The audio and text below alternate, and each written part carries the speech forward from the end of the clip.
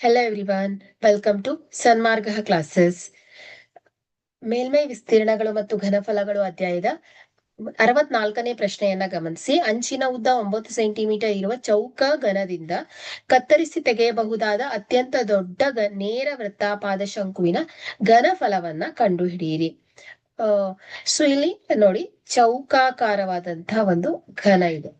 ಅಂದ್ರೆ ಇಲ್ಲಿ ಎಲ್ಲಾ ಬಾಹುಗಳು ಸಮನಾಗಿರುತ್ತೆ. ಸೊ ಈ ಅಂಚಿನ ಉದ್ದ ಎಷ್ಟಿದೆ ಹೇಳಿ? 9 ಸೆಂಟಿಮೀಟರ್ ಇದೆ.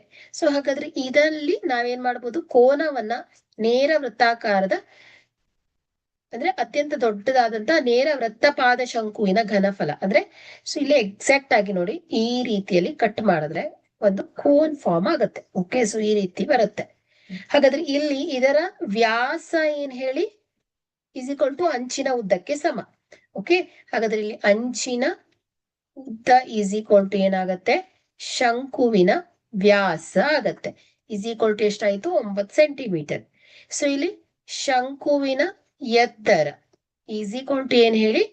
ಚೌಕದ ಅಗಲ. ಅಂದ್ರೆ ಇಲ್ಲಿ ಎಲ್ಲಾ ಬಾಹುಗಳು ಸಮನಾಗಿರೋದ್ರಿಂದ ಶಂಕುವಿನ ಎತ್ತರ ಎಷ್ಟು ಬರುತ್ತೆ ಹೇಳಿ? H is equal to 9 centimetre ಆಗಿರುತ್ತೆ. ಸೊ ಈಗ ಅಂಚಿನ ಉದ್ದ 9 ಸೆಂಟಿಮೀಟರ್ ಇರುವಂತಹ ಈ ಒಂದು ಚೌಕದ ಘನದಿಂದ ಕತ್ತರಿಸಿ ತೆಗೆಯಬಹುದಾದಂತಹ ಶಂಕುವಿನ ಘನಫಲ ಅಂದ್ರೆ ಶಂಕುವಿನ ಘನಫಲದ ಸೂತ್ರವನ್ನ ಹಾಕ್ಬೇಕು. So V is equal to 1/3 pi R square H ಆಗುತ್ತೆ. Okay, so 1/3 into pi 22 divided by 7 into R 9. So ಇಲ್ಲಿ ವ್ಯಾಸ 9 ಇದೆ. ಹಾಗಾದ್ರೆ ತ್ರಿಜ್ಯ ಏನಾಗತ್ತೆ ಹೇಳಿ? ವ್ಯಾಸದ ಅರ್ಧದಷ್ಟಿರುತ್ತೆ. ಸೊ ಹಾಗಾಗಿ 9/2 whole square into H 9. Okay, so ಈಗ ಇದನ್ನ ಸಿಂಪ್ಲಿಫೈ ಮಾಡೋಣ. So 1/3 into 22 divided by 7 into 9 81. So 2 2 4 ಆಗತ್ತೆ ಇಂಟು 9. ಓಕೆ, ಸೊ ಈಗ ಇಲ್ಲಿ 3 1 3 3 3 9.